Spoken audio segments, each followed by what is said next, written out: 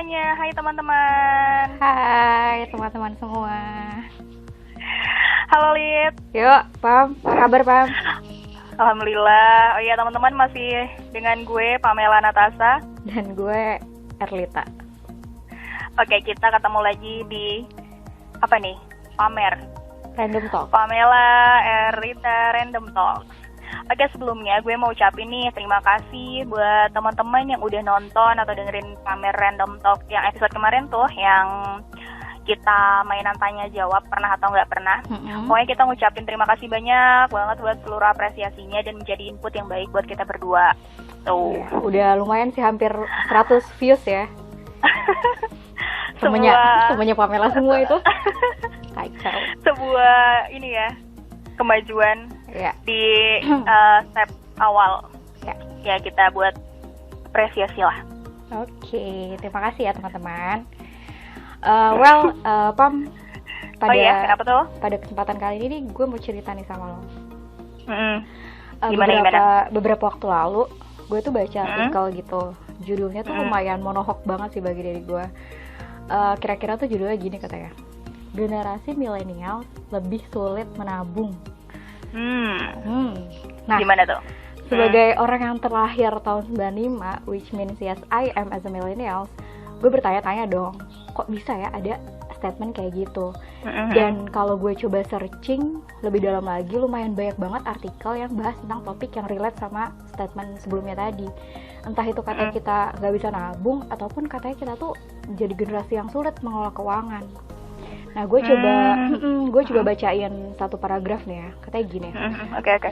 Berdasarkan penelitian yang dilakukan oleh perusahaan Luno dan Dahlia Research kepada 7.000 responden dengan rentan usia 23 sampai 28 tahun, katanya didapati 69% diantaranya itu gak nabung ataupun investasi.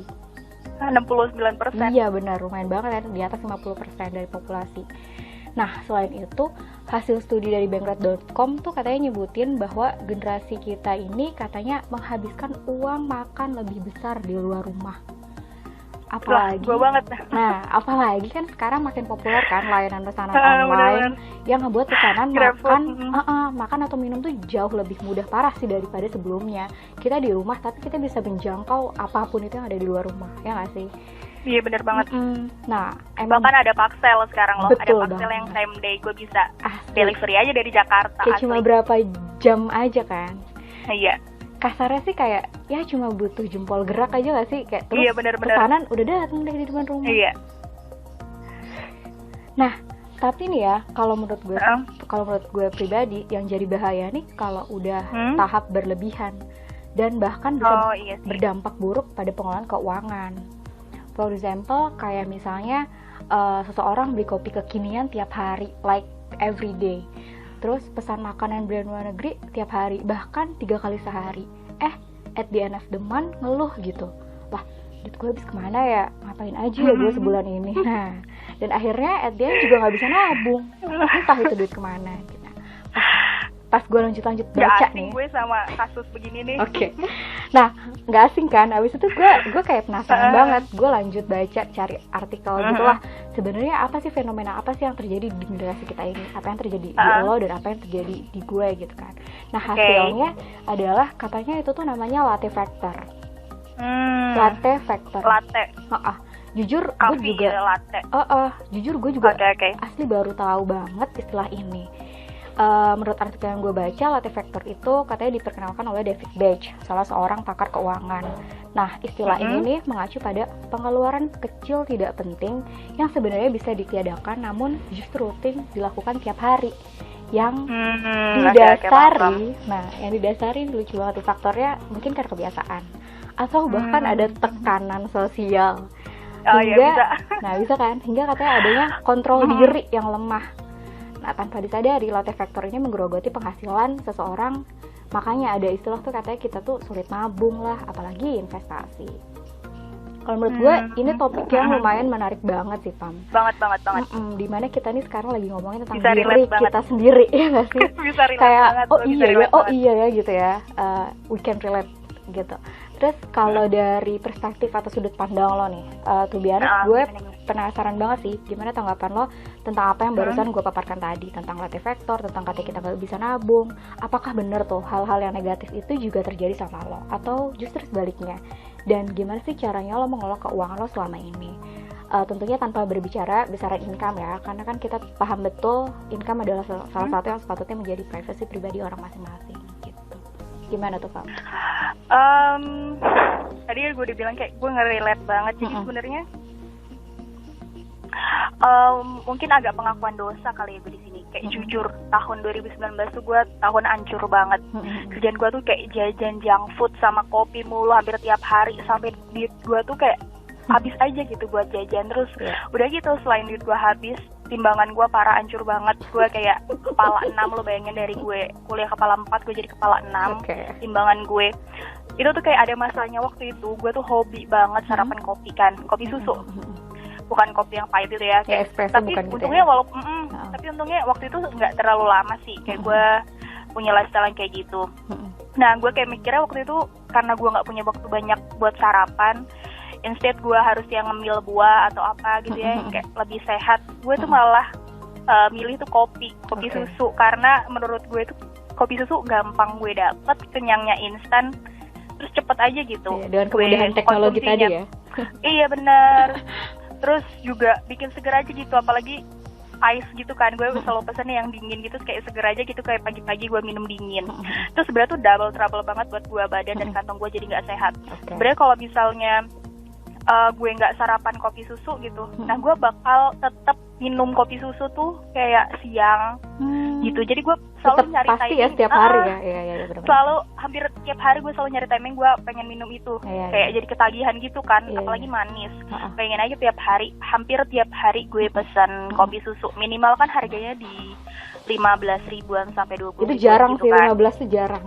Itu 20. Iya, itu kayak udah gue pakai diskon, diskon Grab ya kan. Jadi kayak antara ya 15 ribu sampai 20 ribuan lah rata-rata. Bisa dibayangin lu kalau notalin itu semua sebulan tuh udah kelihatan banget kan. Lumayan banget buat nambah bayar kosan, bahkan buat nambah bayar beli skincare. Buat beli skincare gue bisa banget. Tapi kayak waktu itu ya gue nggak ngerasa masalah, kayak gue enjoy aja gitu.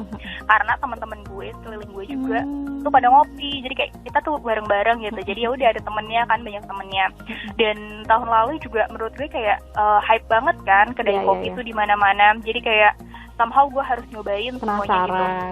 Bener. Apalagi di update kan, terus update tiap hari ngopi gitu kan. Bahkan ketika gitu ketika lo sebut tentang latte factor tadi, gue kayak diingetin lagi tuh dosa gue tahun lalu. Dan mungkin ya ini juga bisa jadi dosanya mayoritas milenial sekarang. Karena pengeluaran kecil tiap hari yang emang kita anggap remeh tuh sebenarnya benar-benar bisa berdampak besar kalau pengalinya besar. Jadi as if kita ngelakuinnya kayak cuma sebulan 2 atau 3 kali ya mungkin nggak berasa gitu ya dampaknya buat kita. Tapi ketika kita ngelakuin itu setiap hari dan bahkan berbulan-bulan kayak gue waktu tahun lalu, gue nggak sanggup sih lihat totalannya sebenarnya. Itu jujur nyesel banget. Tapi titik balik gue tersadar sih. Titik balik gue tersadar tahun lalu tuh sebenarnya ketika gue lagi ngerasa kayak boros banget ya, duit gue ngeluarin duit tuh kayak boros banget buat makan, terus tabungan juga nggak bisa banyak. Terus gue coba deh, gue waktu itu tuh nyoba pakai apps budgeting gitu, kurang lebih selama 3 bulan, 2 sampai 3 bulan, gue lupa tepatnya berapa. Kayak gue bikin budgeting bulanan di awal bulan, terus gue nyatet tuh pengeluaran gue, expenses per hari ya, setiap hari. Tiap hari gue catet. Kalau misalnya nggak ingat malamnya atau nggak besokannya, kemarin tuh gue beli apa aja kayak gitu kan. Sampai pas di akhir bulan tuh kan kelihatan tuh, data keluar tuh ya. Persentase borosnya itu dimana antara budget sama realisasinya ternyata tuh beda. Soalnya selain ngopi, gue juga hobi banget cuy sarapan Hokben. Karena Hokben waktu itu deket banget, Hokben tuh deket dan nyampenya tuh cepet, itu gue seneng banget. Sampai kayak kopi sih. Jadi gara-gara aplikasi itu waktu itu sebenarnya gue jadi bisa ngevaluasi sih primary need gue sama lifestyle gue tuh sebenarnya kayak gimana kan. Apa aja sih yang sebenarnya bisa gue kurangin, terus apa aja sih yang bisa gue pindahin mungkin buat tambahin tabungan bulanan gue gitu. Jadi kalau misal lo tanya tentang gimana gue ngatur keuangan, sebenarnya tuh udah hasil trial dan error gue selama ini.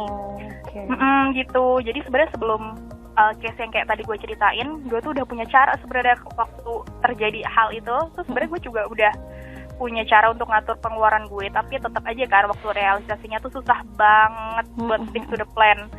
Kayak ngikutin budget tuh susah banget. Makanya as I grow older kayak gue ngerasa kayaknya gue harus selalu belajar dan evaluasi terus. Kalau misalnya orang itu banyak kan ya, orang banyak pakai metode kayak persentase gitu kan, kayak banyak awal bulan gitu ya, sebelum sebelum kita ngabisin duit setiap bulannya itu orang pada pakai metode persentase. Nah tapi kayak gue, kalau gue pribadi sih nggak terlalu mengacu ke sana, karena kalau bagi gue udah tahu sebenarnya apa yang jadi prioritas sama lifestyle yang gimana sih yang sebenarnya bikin gue itu tetap enjoy tanpa harus merasa gue itu terlalu boros atau terlalu hemat. Jadi pas aja gitu ya, yang menurut gue gitu. Jadi karena menurut gue juga somehow kita juga harus ngerasain kan apa yang udah kita dapat. Betul gitu. Bang. Jadi mungkin kalau misalnya persentase yang biasa banyak di share sama financial expert tuh kayak gue pakai buat pembanding aja sih. Apakah cara gue ngeluarin duit, expense gue dan saving gue tuh selama ini tuh udah tepat atau malah melenceng jauh dari teori yang ada. Seperti itu sih, buat kayak acuan doang gitu. Gue ngelihat oh segitu persentasenya. Kalau di gue mungkin cukup lah ya, udah pas kayak gitu. Jadi gue nggak terlalu mengacu pada itu banget. Jadi sebelumnya kalau gue kalau ditanya gue gimana cara gue ngelola keuangan sebelum tanggal gajian nih, sebelum gue nerima duit, itu udah gue tulis, dan tulisnya tulis tangan karena gue lebih seneng ya kalau tulis tangan, kayak lebih berasa. Tulisan lo juga bagus sih. Iya, alhamdulillah ya. Gue di awal tuh gue catat tuh kan semua pengeluaran primer gue, kayak misalnya yang wajib gue keluarin kayak tempat tinggal, transport, pulsa, dan ya lain-lain gitu lah. Terus habis itu sisanya gue budgetin tuh buat duit makan gue sebulan. Nah habis itu kan gue udah planning tuh tiap bulan tuh sebenarnya gue minimal nabung tuh 25%. Nah dan emang harus banget diusahain ya 25% minimal di angka ini. Itu ya. Jadi dari situ baru deh gue perkirain pengeluaran. Dari situ sisanya baru gue perkirain pengeluaran lifestyle kayak nongkrong cantik, buat beli skincare atau makeup atau baju dan lain-lainnya kayak gitu. Terus gue cek lagi kira-kira masih ada nggak ya sisa untuk gue tambahin ke tabungan atau untuk keperluan darurat, semacam pengeluaran tak terduga bulan itu misalnya.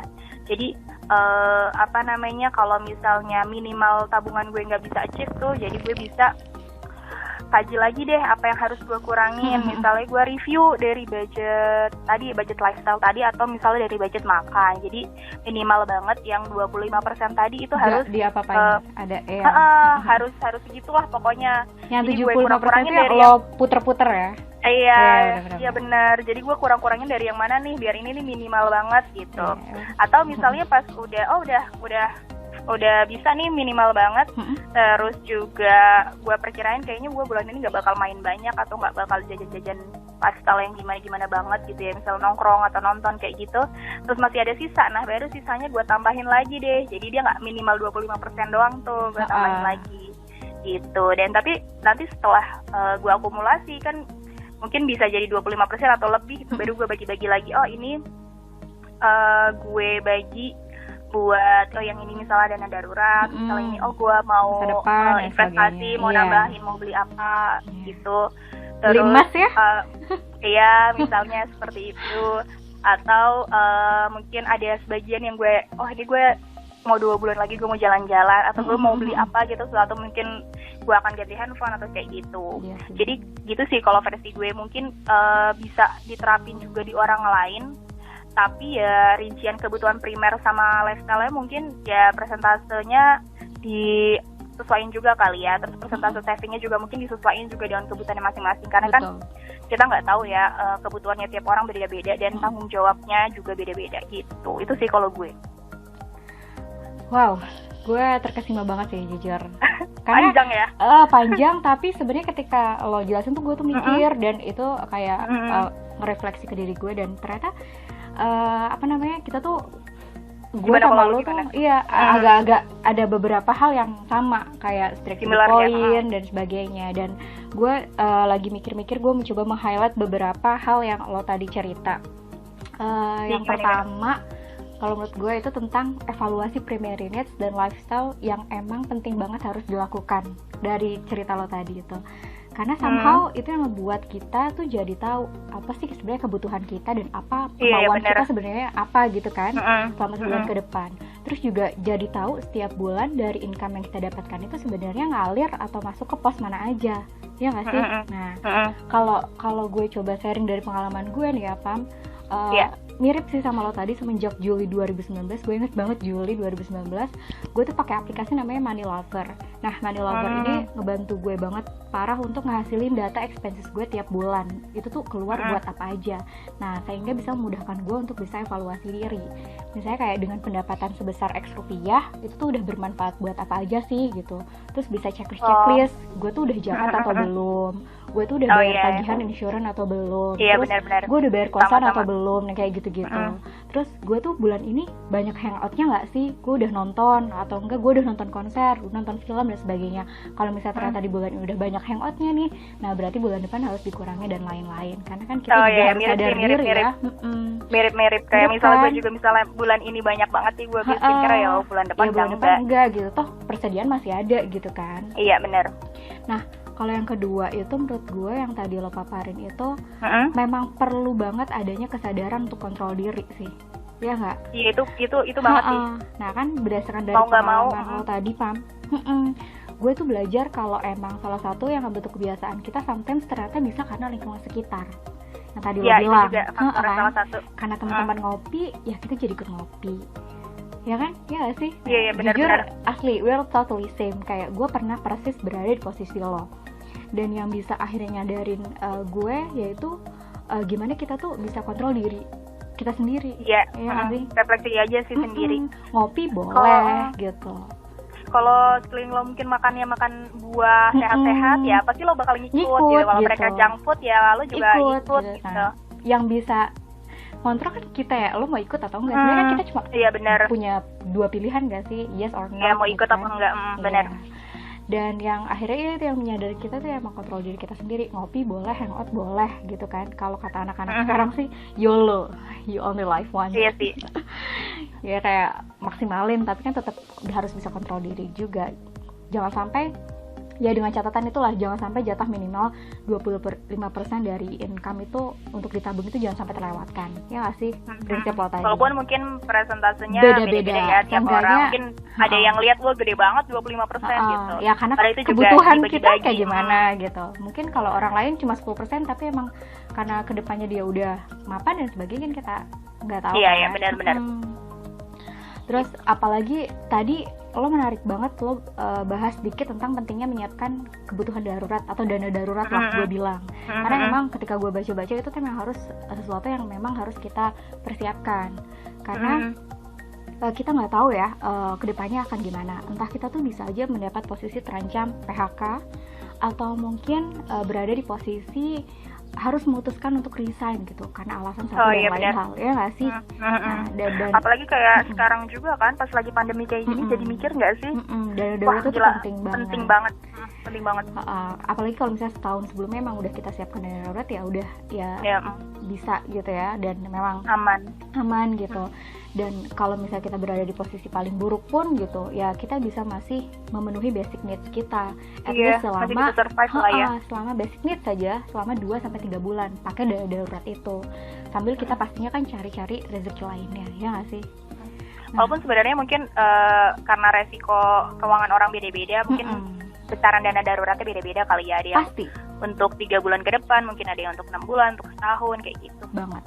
Dan yang ketiga itu tadi, gue belajar kalau kesempatan taubat itu masih terbuka lebar, guys. Oh iya. Kayak kalau yang sekarang masih dalam lembah.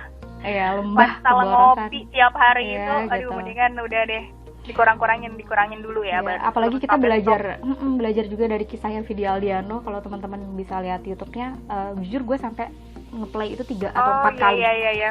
Karena itu dia ngajarin kita banget bahwa ya itu contoh yang nyata, salah satu contoh yang nyata lifestyle-nya dia, teman-temannya dia ngopi tiap hari pagi, siang, sore, pagi atau sore gitu, pokoknya selalu ngopi. Dan at the end nggak kerasa ternyata tubuhnya ada sesuatu ada sesuatu yang buruk terjadi, dia cancer gitu kan, dan sekarang udah dioperasi. Ya gue berdoa banget sih semoga dia emang bisa sembuh total, karena ceritanya di YouTube-nya itu emang inspire gue banget asli. Jadi kayak sadar banget lewat video Aliano. Thanks Vidi. Iya. Karena di umur kita apa ya, kayak masih kadang ngegampangin kan. Ya di umur di bawah 30 yang masih menggampangin gitu sebenarnya. Itu hal yang kayak gitu. Iya, dan ya itu tadi, kesempatan tobat masih terbuka lebar. Nyesel boleh, karena mungkin punya masa lalu yang boros, atau mungkin sekarang masih boros, atau pernah ngehamburin uang sebenarnya bisa bermanfaat lebih bagi diri atau bahkan mungkin bagi orang lain. Tapi kan yang perlu diingat adalah we still have the change. Jujur, gue dan Pamela juga bukan ahli keuangan, ya nggak sih Pam? Pendapatan bukan banget sama sekali. Pendapatan kita juga ya biasa-biasa aja. Tapi karena dua hal itu, kita coba untuk terus belajar dan sharing rasa optimis kita bahwa nih generasi milenial tuh sebenarnya bisa kok untuk nabung. Bisa banget. Bisa, nggak usah makan Hokben coy. Gue abis itu gue ganti, gue makan warteg. Iya, sama-sama sehat. Yang penting kita make sure itu bersih dan sehat, ya nggak sih? Iya benar. Benar. Jadi kayak ini tuh bukan tentang berapa banyak income yang kita dapatin kalau menurut gue ya, tetapi lebih bagaimana kita bisa bersyukur dengan income yang kita dapatin. Nah abis itu mengelolanya dengan bijaksana.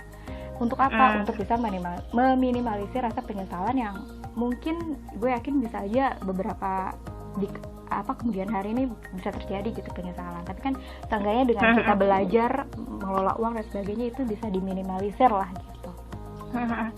Tapi kalau misalnya ada yang ngerasa wah sebenarnya lifestyle gue nggak cocok sih ya sama pendapatannya, itu sebenarnya ada sih solusi lain selain mungkin ngevaluasi, yaitu mendapatkan penambahan tambahan. Betul, itu salah income satu lain. Salah satu yang mungkin itu topik pembahasan yang lain. Ntar kita lain bisa lagi kali ya. Kita bisa datangi expert bisnis siapa gitu. Kemudian langsung dapat insight. Dapat insight di tengah-tengah. Bisa ya kan? Apa kita undang Prita Gozi gimana? Anda punya punya apa kamu? Punya 100 like, 100 views. Aduh, lucu ini fun ya, aja apa sih. Ya, ngimpi dulu ya. Iya, ngimpi dulu. Ya pokoknya intinya apa yang kita sampaikan, gue dan Pamela coba sampaikan, itu pure point of view dari pribadi kita masing-masing, dari pengalaman yang udah kita dapatkan atau yang emang udah kita lakukan sebelumnya. Jadi kita berani untuk sharing ini. Gue yakin Pam, tadi statement lo tadi emang benar, perspektif tentang mengelola keuangan ini pasti akan sangat-sangat berbeda di setiap orangnya. Ya sih, as a human dengan keunikan dan kebutuhan masing-masing, gue yakin apa yang gue dan lo coba sampaikan ini emang pastinya belum tentu bisa fit in 100% di situasi yang dihadapi oleh teman-teman. Ya sih. Yang penting tadi kontrol diri, tahu kebutuhan dasarnya apa, mau lifestyle yang kayak gimana, dan ya kesempatan tobat masih terbuka lebar. Gitu sih kalau dari gue kesimpulannya. Iya, dan kalau menurut gue juga sebenarnya kita harus punya target sih, target tujuannya kita mau ngapain. Nah kadang kan orang mau nabung tapi karena nggak punya tujuan jadinya ya dipakai lagi sih, karena gue juga dulu kayak gitu. Jadi ya itu sih tujuan finansial lo mau apa, apakah lo pengen mungkin mau beli sesuatu atau apa yang bisa ngontrol diri sih sebenarnya itu. Kalau mau belajar ngontrol diri di awal mungkin seperti itu, ada keinginan yang ingin ada target yang ingin dicapai gitu. Jadi mungkin bisa belajar mulainya dari situ. Gitu. Good. Wow. Yeay. Terima kasih Pamela atas insightful story-nya. Ya lumayan lama juga ya ternyata ya, kayak gue baru ngerasa ngobrol ini baru bentar banget ya. Baru cup dikit. Emang kalau gue lihat di waktunya udah lama ya. Iya benar. Kalau di kafe juga gitu kan, kita kayak makan cuma 5 menit, ngobrolnya 2 jam gitu. Iya benar. Hampir ya total 3 jam ya, padahal makannya bentar banget. Ya udah deh, itu aja. Ya, thank you banget. Gue ucapin thank you banget sekali lagi untuk insightful story-nya. Semoga kita bisa tetap mengingatkan untuk bisa kontrol diri, dan ya jawabannya adalah generasi milenial bisa kok sebenarnya nabung. Bisa banget, bisa nabung. Bisa banget nabung.